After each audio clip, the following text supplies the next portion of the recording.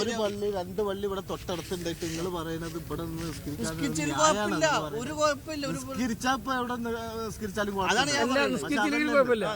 നിസ്കരിച്ചില്ലെങ്കിൽ എന്തെങ്കിലും കുഴപ്പമുണ്ട്. അത് എന്റെ മനസാക്ഷിക്ക്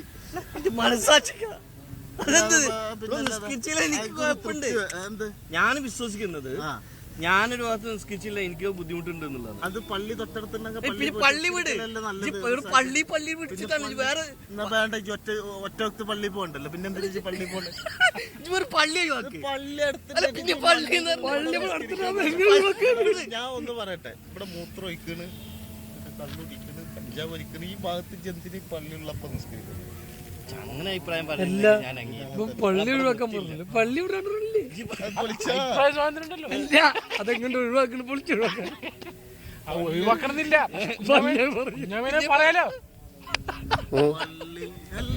എന്തൊരു കുഞ്ഞമിച്ച് ഇവിടെ ഇല്ലേ?